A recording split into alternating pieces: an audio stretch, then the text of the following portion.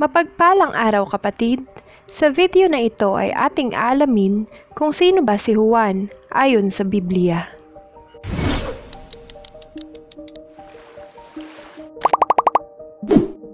Si Juan ay isa sa 12 apostol ng Panginoong Hesukristo. Kapatid niya si Santiago na isa din sa 12. Ang kanilang ama ay si Zebedeo at si Salome naman ang kanilang ina. Sila ay kasosyo sa negosyo ng pangingisda ng magkapatid na Simon Pedro at Andres na kapwa mga alagad din ng Panginoon. Ganito ang pagkatawag kay Juan. Habang ang Panginoong Hesus ay nasa tabi ng lawa ng Galilea, nakita niya ang magkapatid na Santiago at Juan na kasama ng kanilang ama at nag-aayuman ng lambat. Tinawag sila ng Panginoong Hesus, kaya't agad nilang iniwan ang bangka at ang kanilang ama at sumunod sa Panginoon. Ang unang 4 na mga apostol ng Panginoon ay ang magkakasosyo sa negosyo at mga mangingisda. Ito ay ang magkapatid na sina Simon Pedro at Andres at ang magkapatid na Santiago at Juan. Silang 4 ay tinawag sa tabi ng lawa ng Galilea. Mula noon ay lagi na silang kasakasama ng ating Panginoon sa mga gawain ng pangangaral at pagpapagaling. Marami silang himalang nasaksihan na ginawa ng ating Panginoong Hesukristo. Sinabi pa rin ni Juan na marami pang ginawa si Jesus na kung susulating lahat, inaakala niyang hindi magkakasya kahit sa buong daigdig ang mga aklat na masusulat. Makikita rin natin na si Juan ay kabilang din sa mga alagad na pinakamalalapit at laging kausap at kasama ng ating Panginoong Hesus. Sa katunayan, kasama si Juan sa 3 alagad na isinama ni Jesus nang pagalingin nito ang anak ni Jairo. Kasama niya rito si Simon Pedro at ang kanyang kapatid na si Santiago. Silang 3 din ang sinama ng Panginoon nang nanalangin ito sa Getsemani. Pagdating nga nila sa lugar na iyon, sinabi niya sa mga alagad, "Dito muna kayo at mananalangin ako." Ngunit isinama niya sina Pedro, Santiago at Juan. Sila pa ring 3 ang isinama niya nang umakyat siya sa isang mataas na bundok. Kaya naman silang 3 ang nakakita ng pagbabagong anyo ni Jesus. Nagningning ang kanyang kasuotan na naging puting-puti. Doon din nila nasaksihan na si Moises at si Elias ay nakikipag-usap kay Jesus. Masyado ang naging takot ng 3 at nililiman sila ng isang alapaap at mula rito'y may tinig na nagsabi, "Ito ang minamahal kong anak, pakinggan ninyo siya." Pagdaka, tumingin ang mga alagad sa paligid nila at nakitang wala na silang kasama roon kundi si Jesus. Pagdating naman sa banal na hapunan, si Juan at si Pedro ang inutusan ng Panginoon. Sinabi niya sa kanila, "Paroon kayo at ihanda ninyo ang ating hapunang Pampaskwa."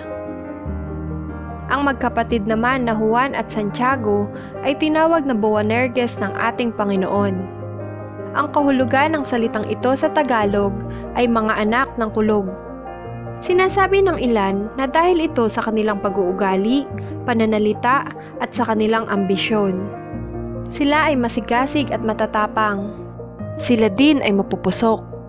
Sa katunayan, si Juan ang nagsabi kay Jesus, "Guro, nakakita po kami ng isang taong nagpapalayas ng mga demonyo sa pamamagitan ng pangalan mo at pinagbawalan namin sapagkat hindi natin siya kasamahan." Ngunit sinabi ni Jesus, "Huwag ninyo siyang pagbawalan, sapagkat walang taong matapos gumawa ng kababalaghan sa pangalan ko ang agad magsasalita ng masama laban sa akin, sapagkat ang hindi laban sa atin ay panig sa atin." Nang makita naman ng magkapatid na Santiago at Juan na si Jesus ay hindi tanggapin ng mga Samaritano, sinabi nila sa Panginoon, "Panginoon, payag ba kayong magpababa kami ng apoy mula sa langit upang pugnawin sila?"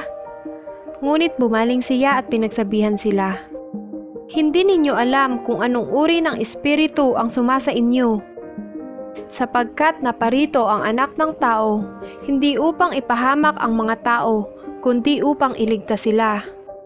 Makikita din sa Biblia ang ina ni na Santiago at Juan na humiling kay Jesus ng ganito, "Sana ipagkaloob ninyo sa dalawa kong anak na ito ang karapatan na makaupong katabi ninyo sa inyong kaharian, isa sa kanan at isa sa kaliwa." Dito'y sinugat siya ni Jesus, "Hindi ninyo nalalaman ang inyong hinihingi. Mababata ba ninyo ang hirap na babatahin ko?" "Opo," tugon nila. Sinabi ni Jesus, "Ang hirap na babatahin ko'y babatahin nga ninyo, ngunit wala sa akin ang pagpapasiya kung sino ang mauupo sa aking kanan at sa aking kaliwa. Ang mga luklukang sinasabi ninyo'y para sa mga pinaghandaan ng aking Ama." Nang marinig nga ito ng 10 alagad, nagalit sila sa magkapatid, kaya't sinabihan sila ng Panginoon. Sinabi niya sa kanila na sino man sa inyo na ibig maging dakila ay dapat maging lingkod, at sino mang ibig maging pinuno ay dapat maging alipin ninyo, tulad ng anak ng tao na naparito, hindi upang paglingkuran, kundi upang maglingkod at ialay ang kanyang buhay upang matubos ang marami. Makikita natin ang katiyagaan ng Panginoong Hesus sa pagpapaliwanag at pangangaral sa kanyang mga alagad. Sa kabila ng mga naunang nagawa ni Juan, siya pa rin ay kilala bilang the Apostle of Love. Ito ay may 2 kadahilanan. Una ay ang pagtawag niya sa kanyang sarili bilang alagad na minamahal ni Jesus. Makikita natin sa kanyang mga sulat sa aklat ng Juan na hindi niya binibigkas ang kanyang pangalan, kundi 5 beses na tinukoy niya ang kanyang sarili bilang alagad na minamahal ni Jesus. Pangalawang kadahilanan ay ang paksa ng kanyang mga sulat. 80 beses niyang binanggit ang salitang may kaugnayan sa pagmamahal. Ang paksa niya ay palaging patungkol sa pagmamahal ng Diyos sa kanyang iglesia, pagmamahal natin sa Diyos, at pagmamahal sa kapwa. Sinasabi din na si Juan ang pinakamalapit sa Panginoong Hesukristo sa 12 apostol niya. Siya ang alagad na nakahilig sa dibdib ni Jesus sa huling hapunan. Kay Juan din itinagubili ng Panginoong Jesus si Maria na kanyang ina. Nang maipako na sa krus ang ating Panginoong Hesukristo, naroroon ang alagad na minamahal niya. Sinabi ni Jesus sa kanyang ina, "Ginang, narito ang iyong anak." At sinabi sa alagad, "Narito ang iyong ina." Mula noon, si Maria ay pinatira ng alagad na ito sa kanyang bahay. Matapos naman ipahayag ng Panginoon kung paano mamamatay si Pedro, sumunod si Pedro sa Panginoon at nakita niyang sumusunod ang alagad na minamahal ni Jesus. Nang makita nga siya ni Pedro, tinanong nito ang Panginoon, "Panginoon, ano po naman ang mangyayari sa taong ito?" Sumagot si Jesus, "Kung ibig kong mabuhay siya hanggang sa pagbabalik ko, ano sa iyo?" Mula noon ay kumalat sa mga kapatid ang balitang hindi mamamatay ang alagad na minamahal ni Jesus. Bagamat hindi sinabi ni Jesus na hindi siya mamamatay, kundi kung ibig kong mabuhay siya hanggang sa pagbabalik ko, ano sa iyo? Sa muling pagkabuhay ng Panginoong Hesus, si Juan ay kasama ni Pedro na pumunta sa libingan upang tingnan ang Panginoon. Nakita nilang wala doon ang Panginoong Hesus at sila'y umuwi. Kasama si Juan nang ang Panginoong Hesus ay muling magpakita sa mga alagad nang ang mga ito ay nangingisda. Nang gabing ang yaon ay wala silang nahuli. At nang magbubukang liwayway na, ay tumayo si Jesus sa pangpang, subalit hindi siya nakilala ng mga alagad. Pinahulog ni Jesus sa gawing kanan ng bangka ang lambat, at hindi nila ito mahila sa dami ng huli. Si Juan ang nakakilala sa Panginoon, at sinabi niya kay Pedro na iyon ay ang Panginoon. Ito ang ikatlong pagpapakita ni Jesus sa mga alagad matapos ang kanyang pagkabuhay na muli. Matapos ang pag-akyat ng Panginoong Hesus sa langit, si Juan ay kasama ni Pedro na nagpatotoo at nangaral ng salita ng Panginoon sa lungsod ng Samaria, at sa maraming nayon ng Samaria na kanilang dinadaanan, ipinangaral nila ang mabuting balita tungkol kay Kristo. Tumulong din siya sa pagpapalaganap ng salita ng Diyos sa Jerusalem. Si Juan ay isa sa mga alagad na tinaguriang haligi ng iglesia. Siya din ay isa sa mga kinikilalang pangunahin. Malaki ang naging parte niya sa pagpapalaganap ng salita ng Diyos. Siya ang sumulat ng 5 aklat sa Bagong Tipan. Ang una, ikalawa at ikatlong Juan, ang aklat ng Juan at ang aklat ng Pahayag.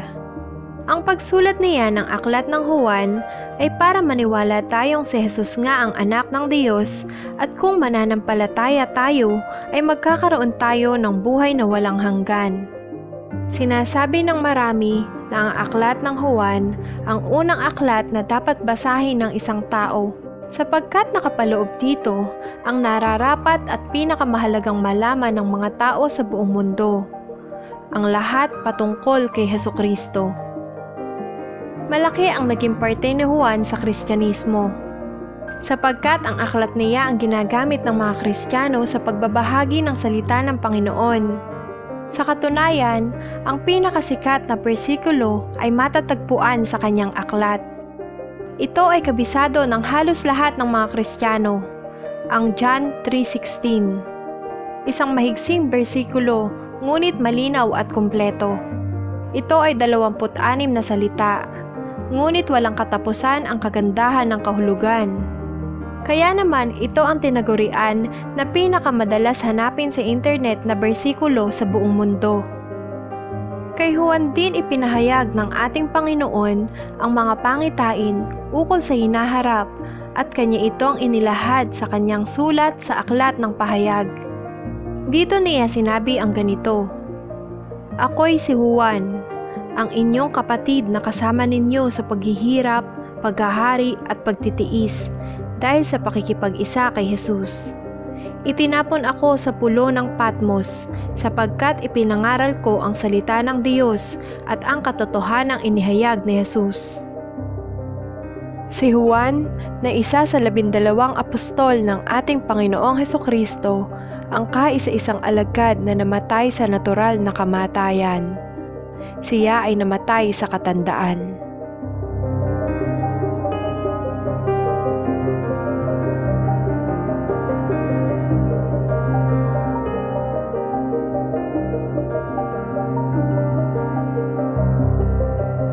Kung tayo ay may nais malaman o may katanungan patungkol sa buhay ni Juan, i-comment lamang ito sa baba.